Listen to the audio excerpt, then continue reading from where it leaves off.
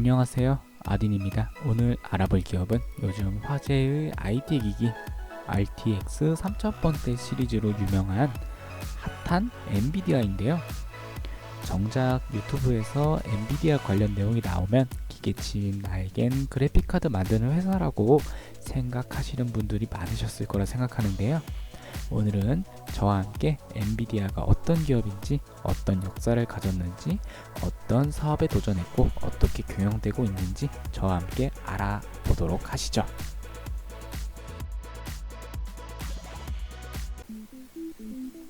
그 전에 잠깐 좋아요와 구독은 영상 제작에 큰 힘이 됩니다.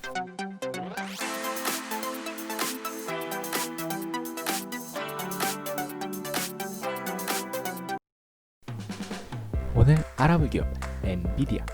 현재 CEO 젠슨 황이 이끌고 있는 시가총액 무려 380조에 달하는 규모와 그래픽카드 시장 점유율의 대부분을 차지하고 있으며 미래기술인 자율주행 자동차 부문에서 1위를 달리고 있는 기업입니다.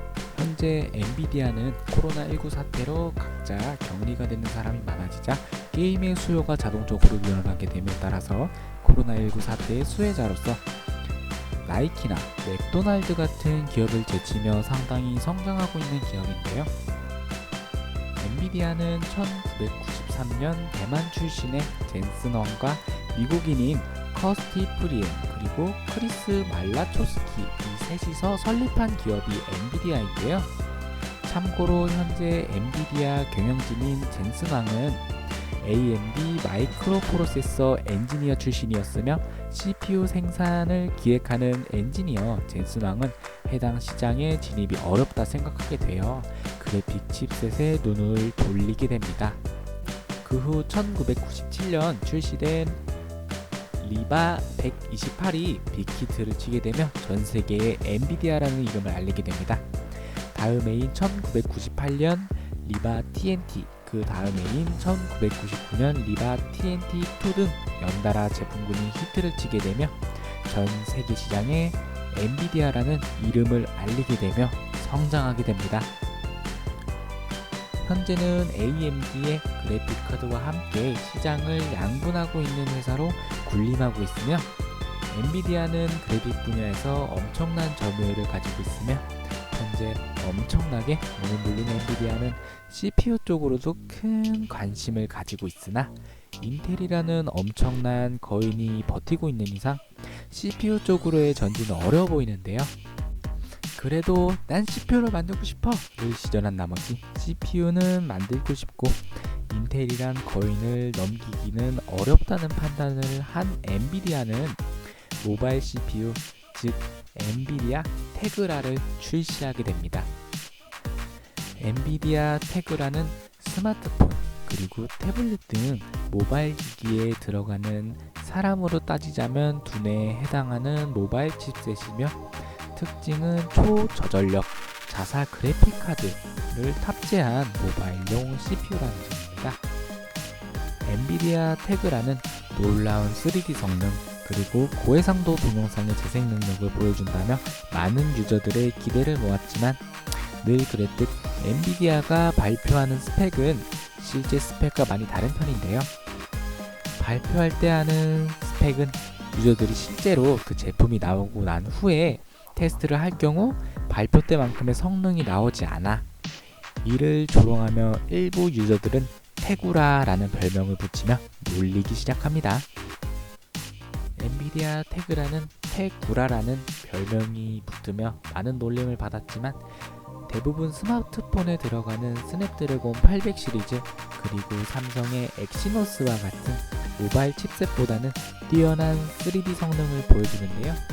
하지만 최적화가 어려워 테그라를 채용하는 기기는 대부분 찾아보기 어렵게 됩니다. 그렇게 스마트폰과 태블릿 시장에서 쓴 맛을 본 엔비디아는 모바일 콘솔 및 새로운 블루오션인 사물 인터넷에 기대를 걸고 있는 중이죠. 엔비디아는 2016년 가파른 상장세를 보이더니 2020년 7월 시가총액으로 인텔을 앞서 나가기 시작합니다. 현재 미국 내 펠립스 회사 중에는 가장 뛰어난 1위이며 자율주행 자동차 GPU 프로세서 공급을 테슬라, 아우디, 벤츠와 체결하며 확실한 성장 동력을 보여주고 있으며 클라우드 컴퓨터에 필수적으로 필요한 요소인 데이터 센터용 반도체 등의 여러 분야에 승승장구를 하고 있으며 5 시대에 제대로 된 진정한 수혜주라는 소리를 들으며 인텔을 따돌리며 성장하고 있습니다. 물론 인텔이 생산 공정에서는 TSMC와 삼성전자에게 밀리고 있으며 모바일과 데이터 센터 반도체 쪽에서는 맥도 못 추리는 상황이며 그나마 패권을 쥐고 있던 PC 그리고 서버 시장에서는 보안 이슈가 터지고 AMD라는 신흥 강자에게도 도전을 받는 것과 동시에 15년지기 친구였던 애플에게도 손절을 당하는 등 자꾸 어디서 쥐어 터지고 있다 보니까 엔비디아가 인텔을 역전하는 일이 생길 겁니다. 엔비디아는 그래픽카드를 전부 직접 생산하지 않고 칩셋만 생산하고 있으며 완제품은 여러분들이 흔히 아는 조텍, 갤럭스, 기가바이트, MSI, 아수스 등 칩셋을 여러 제조사에게 제공하고 있으며 다른 제조사들은 그 칩셋을 받아 발열 솔루션 및 기판을 직접 설계해 만들어 소비자에게 판매하는 구조를 형성하고 있습니다. 덕분에 엔비디아에서는 칩셋 제조에만 신경을 쓰는 게 가능해지고 재고, 마케팅, 서비스, 완제품 생산 비용 등 여러 가지 복합적인 요소에 대해서 신경 쓸 필요가 없어지게 되는데요. 단 고급형 그래픽카드 쿼드로의 경우 엔비디아가 직접 완제품까지 생산을 담당하는데요. 전문가용 그래픽카드인 쿼드로의 경우 워낙 발열 및 전력 소모가 심해 어설픈 발열 솔루션으로는 그래픽카드 성능에 큰 영향을 끼치게 되고 게임을 하는 것이 아닌 정확성이 중요한 연산을 담당하는 라인업이기 때문에 직접 품질 관리를 하는 것으로 추측이 됩니다. 그리고 제조사에게 지급되는 칩셋 또한 엔비디아 자체 생산이 아닌 TSMC, 삼성전자에게 수주를 맡겨 생산하는 등 반도체 설계만 진행을 하는 기업인데요. 그런 엔비디아 그래픽 카드에도 제품마다 그래픽 카드 네이밍을 가지고 있는데요. 일반 사용자가 사용하는 플래그십 타이탄, 대중성을 노린 제품 지포스, 그래픽 작업 전문가용인 쿼드라, 머신러닝 및 슈퍼컴퓨터 테슬라 브랜드를 가지고 있습니다. 타이탄은 원래 지포스 브랜드에 속해 있다 XP 때부터 분리되어 브랜드화가 얼마 진행되지 않은 플래그십 게이밍 그래픽카드입니다. 지포스는 예전부터 사용해오던 네이밍으로 1세대, 2세대, 3세대 네이밍으로 구분될 수 있는데요. 1999년부터 사용되어 1세대는 한 자릿수 세대명, 제품 등급, 라인 숫자와 같은 방법으로 나열하여 네이밍을 진행했으며 2세대는 이런 제품들이 있으며 3세대는 지금 현재 사용하고 있는 GTX 1060, RTX 2060 등 세대가 앞에 붙고 뒤에 제품 등급이 붙는 형식으로 그래픽카드를 출시하고 있으며 전통대로 다음 차기 엔비디아 그래픽카드는 RTX 3000번대로 출시된다고 하네요. 별도로 쿼드로는 전문적인 제품으로 K, P, M 등 앞에 제품의 코드네임이 붙고 뒤에는 제품 등급이 붙는 일관성이 좋게 정리되어 있는 그래픽카드입니다. 현재 쿼드로 신제품은 쿼드로 RTX로 선정되었으며 일관성이 좋은 지포스 제품보다는 네이밍이 자주 바뀌는 편입니다. 테슬라는 기업 납품용 그래픽 카드로 네이밍에 크게 신경을 쓰지 않아 칩셋명을 그대로 따와 사용하고 있는 경우가 많습니다. 최근에 출시된 V10도 그렇고요. 원래 지포스는 지포스 GTX 땡땡땡 이런 식으로 이름을 붙여왔으나 10세대 이후 다음 세대에서 실시간으로 빛을 추적하여 광원 효과를 내주는 레이 트레이싱 기술이 접목된 그래픽 카드가 출시되자 네이밍을 RTX로 바꾼 상태입니다. 그리고 배틀그라운드를 보면 엔비디아에 최적화된 게임이라고 이야기하는 경우가 많은데요. 맞는 말입니다. 대부분의 게임들이 엔비디아에 최적화되어 있는 경우가 많은데요. 그 이유는 엔비디아는 경쟁사인 AMD 전 ATI 기업이 동영상 기술의 노하우를 쌓고 있는 동안 반대로 많은 메이저 게임 회사들과 친하게 지내며 게임 개발사들에게 기술 지원을 해주고 자금 지원까지 해주는 등 여러가지 전략을 펼쳐 친 ATI 성향의 개발사마저도 엔비디아의 편으로 만들어버렸는데요.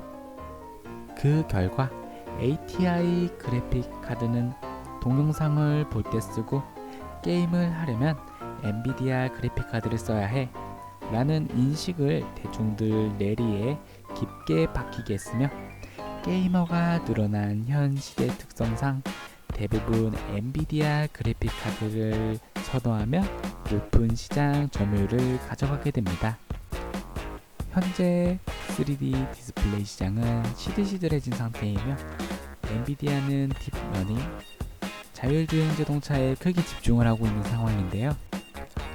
그래픽카드의 제왕인 엔비디아는 그 외에도 그래픽카드 관련 기술인 SLI, 현재 새로운 규격인 NV링크를 지원하며 여러가지 그래픽카드를 연결하여 사용하는 기술을 지원하고 있으며 AMD보다 더 나은 드라이버를 제공하기로 유명했으나 요즘은 대부분 일단 베타 버전을 뿌리고 그 중에서 가장 평가가 좋은 드라이버를 정식적으로 내놓는 방식을 취하는 등 예전에 비해 그래픽카드의 품질이 떨어졌다는 평도 많으며 엔비디아의 그래픽카드 드라이버를 무턱대고 받아 쓰는 경우는 없으며 일부 그래픽 드라이버는 그래픽카드에 고장을 일으키는 버전이 있어 GTX 900번대, GTX 960 이상 시리즈에서는 드라이버 버전을 일부러 낮게 설치해 쓰는 등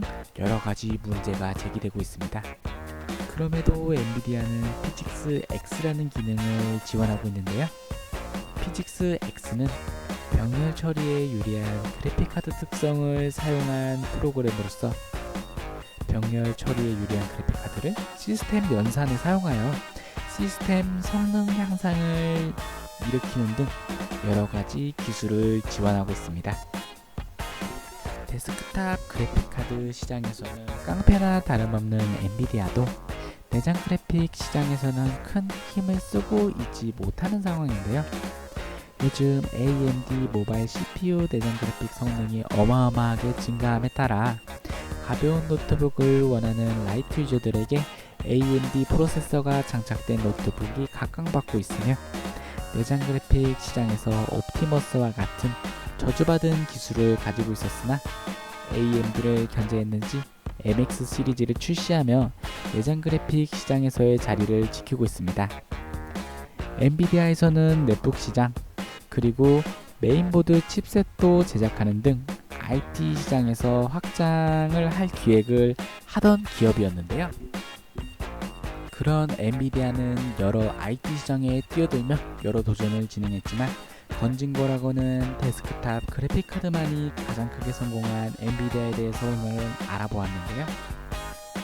기업 소개 시리즈 다음 기업은 엔비디아의 라이벌 만년 2인자 ATI와 AMD에 대해서 소개하려고 합니다. 영상 재밌게 보셨나요? 재밌게 보셨다면 좋아요와 구독 부탁드립니다. 모두들 다음에 또 봐요.